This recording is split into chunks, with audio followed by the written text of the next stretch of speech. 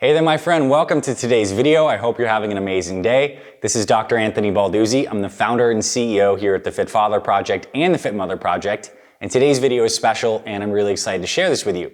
In today's video, I want to go over my personal top 10 favorite healthy fats. These are fats that I incorporate into my diet on a regular basis to increase my health, my energy, my longevity, all of these things. And in this video, I'm going to be breaking down my 10 top picks. I need to say a couple things. In each of these foods I'm going to be breaking down throughout this video, I'm going to go into a little bit of the science, some of the research. I'll be referencing a few notes I have on the computer. And I also want to say as well, if you want to skip to a particular food that's on this list, you can scroll below in the description and you can find timestamps and you can skip around and learn about particular foods. I also want to make a note of saying that just because a food is not included on my top 10 list does not mean that it's not a healthy fat. You might have a healthy fat that you love and incorporate that didn't make this list. These are just my personal preferences based on my schedule, the foods I eat, etc. So I think you're going to learn a ton.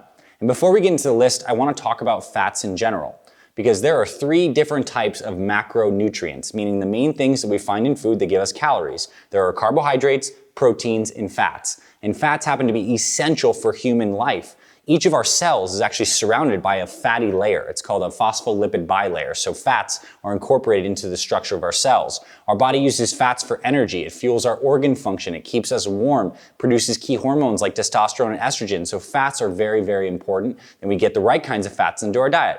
Because what we do know from the research is that healthy fats, amazing for your health. On the other hand, there are unhealthy fats that are very inflammatory. Things like the trans fats you find in processed foods, fried foods, so many types of vegetable oils that are high in these fats called omega-6s. So we're going to get into some of the science and some of the nuance here, because these top 10 foods that I picked are from years of really mulling over the research, trying to find the right kinds of foods that I think maximize the benefits of healthy fats. That's why I included them on this list. So get out your pen and paper, take some notes on these foods, and let's dive on into this top 10 list. FitFatherProject.com.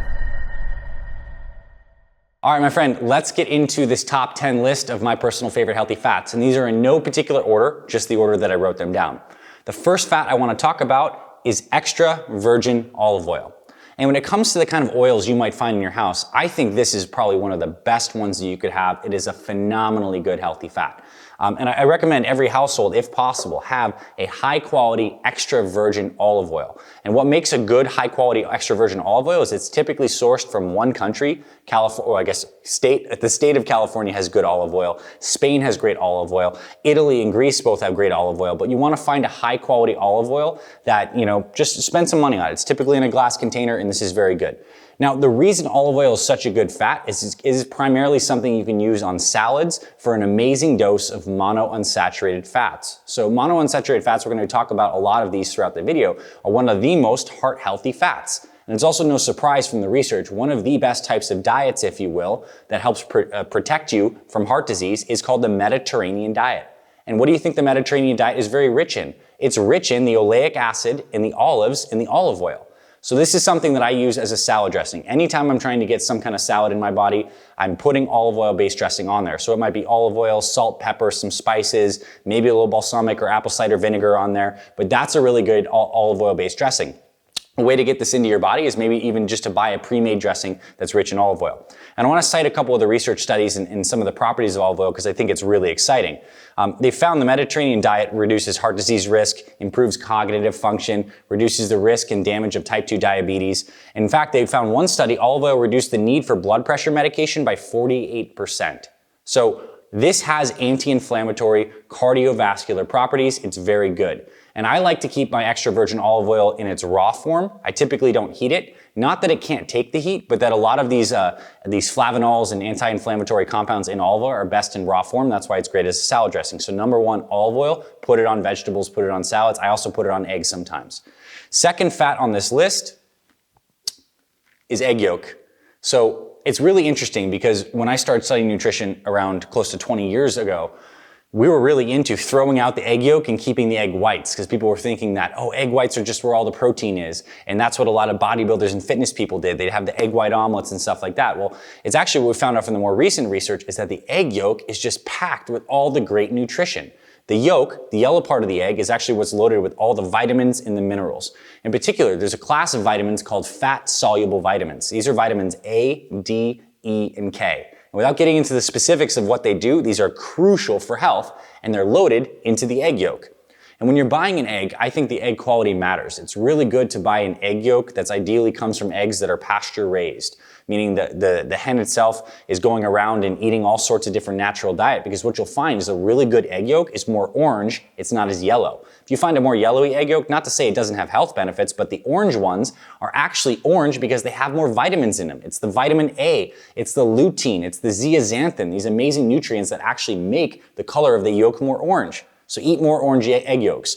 Now, the reason I love eggs and egg yolks in general is because they have a couple specific nutrients in them along with the fats that make them so amazing. Eggs are perhaps the richest source of a very important nutrient called choline. And our brain, as our neurons in our brain are communicating, they use a neurotransmitter called acetylcholine. So guess what choline does? It helps support neurotransmitter production, which can improve your cognition, your memory, your thinking, your energy levels. So choline is very, very good. In fact, choline is almost classified as one of the B vitamins. It's that important, and eggs are an incredibly rich source of this. Now, I want to do a quick pit stop and talk about cholesterol, because a lot of these healthy fats on our list have impacts on cholesterol, and a lot of people are wary of eating whole eggs because they look at the egg carton and they're like, wow, this egg just has so much cholesterol in it. Is that good or bad for my heart health? Well, I think it's pretty clear. There's a ton of stuff on the internet that you can read and research, including stuff on our Fit Father and Fit Mother blogs. Eggs are heart healthy in moderation. So what they've actually found is that although eggs are high in cholesterol, they don't actually raise your body's natural cholesterol production for most people. In fact, they can actually lower the cholesterol production. When your body eats cholesterol, it's actually going to shut off the natural production in the liver because you're getting dietary cholesterol. You don't need to make as much endogenous cholesterol. And this is what they found. In 70% of people, eggs don't raise cholesterol at all. In other 30%, termed hyperresponders, eggs can mildly raise total cholesterol and LDL cholesterol. So overall, I think the take is if you have eggs in moderation, they can be really heart healthy for you. Eggs have also been shown to raise HDL cholesterol, which people often refer to as good cholesterol. It's a little more nuanced than that, but the key thing is getting some cholesterol in eggs, 1 to 2 eggs a day, totally great. And now, as we do a pit stop on cholesterol, I think a lot of people have gone to the doctor and they've done certain kinds of blood work. And when you get your blood work, you typically get a couple things. You get your total cholesterol number, which is then broken down into LDL, HDL, VLDL. And so LDL is what they call the bad cholesterol. It's the cholesterol that people want to lower. The HDL, the good cholesterol, is the cholesterol the doctor wants you to have higher levels of, and VLDL, you want it to be in the proper range. Well, it turns out that it's a lot more nuanced than just looking at a number and trying to adjust numbers. There are different types of this LDL cholesterol, the bad cholesterol, that are very important.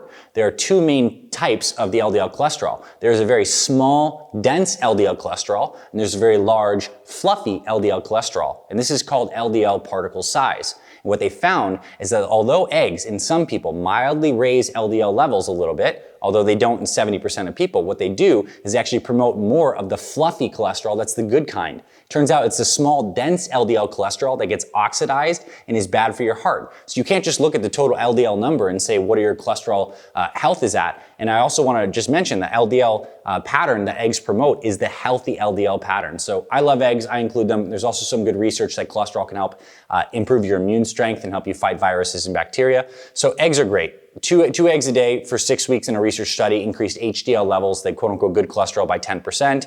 And of course, I mentioned that has the lutein and zeaxanthin. So eggs are great. Have them if you love them for breakfast. Now, the next healthy fat that I absolutely love is actually a fruit, and it is the avocado fruit. This thing is amazing. It is a nutrient powerhouse, and it's so versatile. And I want to talk about both the fruit and the oil itself, because I believe they have unique uses. So first off, avocado, like olive oil, is loaded with those healthy monounsaturated fats. We want more of these monounsaturated fats. And when we look at the diet of the average standard American diet, a lot of people are eating a lot of polyunsaturated fats, which in too high quantities can be inflammatory. So the monounsaturated fat foods, like the avocados, like the olive oil, help give us this boost of the monounsaturated fats that lower inflammation. What I also love is that these things are loaded with vitamins like vitamin K, vitamin E, B vitamins, vitamin C. So you're getting a lot of nutrients alongside with those healthy fats. And the cool thing is the fat in the avocado actually helps these fat-soluble vitamins get absorbed. What they've actually found is they actually gave people salsa, which has a lot of different kinds of things like tomatoes that has different antioxidants, and they added avocado in. It increases the absorption of those antioxidants by 2.6 to 15 times. So this is like a superfood in the sense that it actually can really absorb a lot of these antioxidants and fat-soluble vitamins in a big way.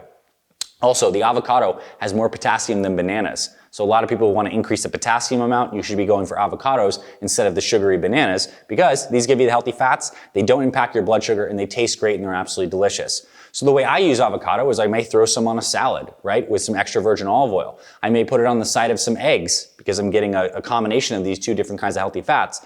But something that's also really important to note is that avocado oil is a phenomenal cooking oil. It's one of the best high heat oils. I mean, this thing has a super high smoke point. Off the top of my head, I don't know exactly, but it might be somewhere in the 500-degree Fahrenheit range. So this is an oil you can use for baking, for frying, for all sorts of these kinds of high heat cooking, and it stays stable. And that's very good because you don't want to use low heat oils with low smoke points cooking at high temperatures. That actually makes the fats rancid, it oxidizes them, and it damages your health. So avocados here and avocado oil, very stable, very good. Now, next oil on my list is really cool. It's actually one of the most special oils on the list, and that is good old-fashioned MCT oil. So MCT stands for medium chain triglyceride. And the word triglyceride is effectively the science term for a fat. And what makes it medium chain is it's not long like the fat you might find in, let's just say, beef or salmon, which we'll talk about in just a little bit. It's not super short like the fat you'll find in butter, which we'll talk about in just a bit. It's medium in length, which is the number of carbons that's in this chain of this fat. What's unique about medium chain triglycerides is our bodies love them. We use them preferentially for energy. They can increase our metabolic rate. They're not really stored as body fat. We just basically burn them off, and they have a ton of great benefits. And what I think is amazing is there's a couple places where MCTs are found, these medium chain triglycerides are found in nature. One is in human breast milk. Breast milk is super rich in MCTs because we're trying to give this newborn baby tons of accessible nutrition. Also, coconuts are around 50% of MCT. So when you hear coconut oil has health benefits, we'll talk about coconut oil in just a little bit, it's because it has a lot of these MCTs along with other things. So good MCT oil is great. And we could even do a whole video on MCT oil itself because it's a little complicated and there's many different types of MCTs. But what I want to say is in the practical point is you get an MCT oil, and the kind of MCTs I want it to have is either capric or caprylic acid. That's capric or caprylic. These are the two MCTs that are most used by your body for energy production. They can help your body produce ketones, which is good for your energy and your brain health. Absolutely amazing. I will use MCT oil before workouts. So let's say I want to have a little protein shake or something before workout. I'll have MCT oil maybe like 30 minutes to an hour beforehand. Gives me a little energy, very good. I will use MCT oil in a lot of our shakes. So if you're one of our program members and you've seen some of our Fit Father and Fit Mother protein smoothies, post-workout smoothies, some of them have MCT oil, it's very good. There's also the very popular bulletproof coffee where people are putting butter and MCT oil in coffee because it kind of smooths out that caffeine spike, gives you some healthy fats, helps your body produce ketones. Lots of good uses for MCT oil. Well, something I want to mention is like too much of a good thing can be a bad thing. If you throw too much MCT oil, let's say a good serving might be 1 tablespoon, and I would maybe even start off with a half a tablespoon, around 7 grams of fat, and work up to the full tablespoon, which is around 14. If you start to get multiple tablespoons, MCT oil can cause some stomach upset, diarrhea and stuff like this. You just got to find your individual tolerance, but it's a very potent fat. And I used to use it a lot when I was into competitive bodybuilding because it helps with metabolism and fat burning as well. Okay, the next fat on this list comes from wild salmon or sardines. It is the omega-3 fatty acids in fish.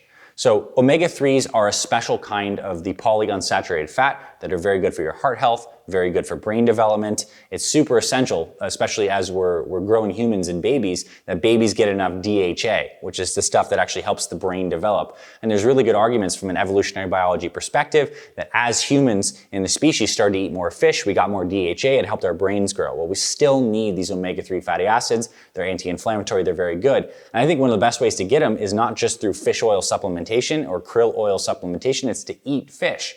And the kind of fish that I recommend you eat, it needs to be as clean as possible because let's face it, right now, there's so many problems with fish in terms of fish quality, in terms of the kind of fishing we're doing in the ocean that's negatively impacting a whole lot of things. So that's why I'm a huge fan of actually getting wild salmon or sardines, are probably two of the cleanest. They're low in mercury. Mercury is a concern. If you're eating fish in your diet, you need to watch out for mercury. You do not want to eat high mercury fish.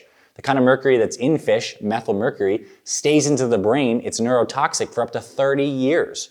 So that's why I like wild salmon and sardines. And I think for this video, I got a tin of sardines here.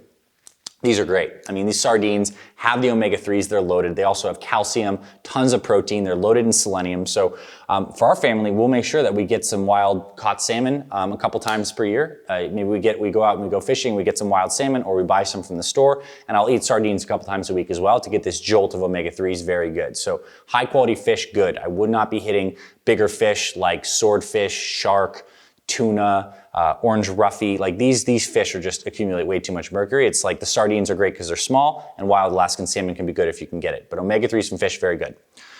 The other kinds of fats that I think are also very good is the natural fat that's found in grass-fed, grass-finished meats. So a lot of people do eat beef, and the quality of what that animal ate matters tremendously as it really shapes the composition of the fat itself. And they found very big differences between corn-fed and grain-fed beef and grass-fed, grass-finished beef, because the corn actually creates a higher saturated fat content in that beef.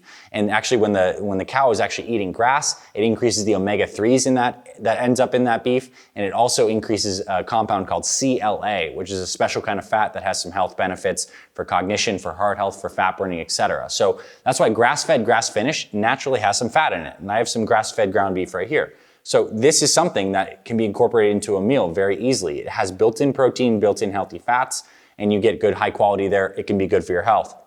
I would not recommend people go out and eat a lot of processed meats or corn-fed meat. It's not going to improve your health nearly as much as grass-fed, grass-finished, and that's what I'll say on that. And one more thing on beef I think is important too. It's good not to overcook your proteins. So I know a lot of people love to put like a hamburger on the grill and just char that thing up. Well, it turns out that charring and that super high heat exposure not only damages the proteins, but it also damages the fats inside the beef.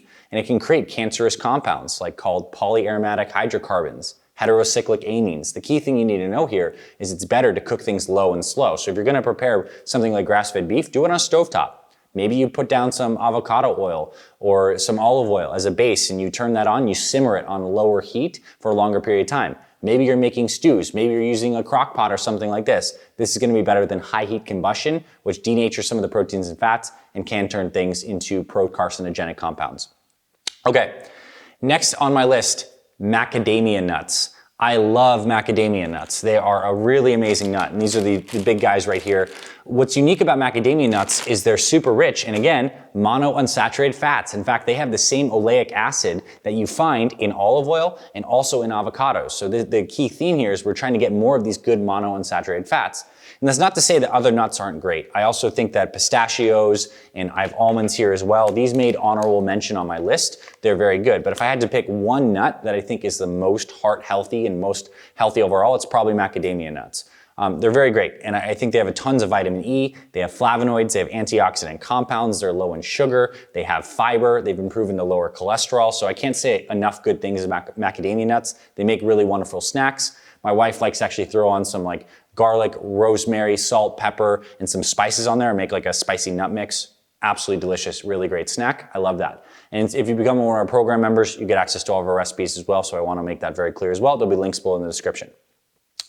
Next on this list is virgin coconut oil. So I actually have some right here. Now coconut oil, as I mentioned before, is around 50% MCTs. So the MCT oil and the coconut oil, I consider them different things because coconut oil has other stuff just besides MCTs in it, but also coconut oil has a specific kind of MCT called lauric acid, L-A-U-R-I-C. What you really need to know, and the key hit points on this, is that coconut oil is very good as an antibacterial thing. That's why humans have been using coconut oil for a long time, topically on the skin. It's moisturizing, it kills bacteria, yeast, and fungus. If you have any gut problems or you had any kind of bacterial infections in your GI tract, coconut oil, the lauric acid has been found to kill all sorts of stuff, candida, all sorts of stuff. So I think it's really useful. You can use it on occasion on cooking. I think it's really great as a topical oil. If you're looking for just the pure benefits of the MCTs in terms of the energy and the fat burning, then get a pure MCT oil because the capric and caprylic MCTs in the MCT oil are actually pretty low in the coconut oil. Coconut oil is mostly lauric acid,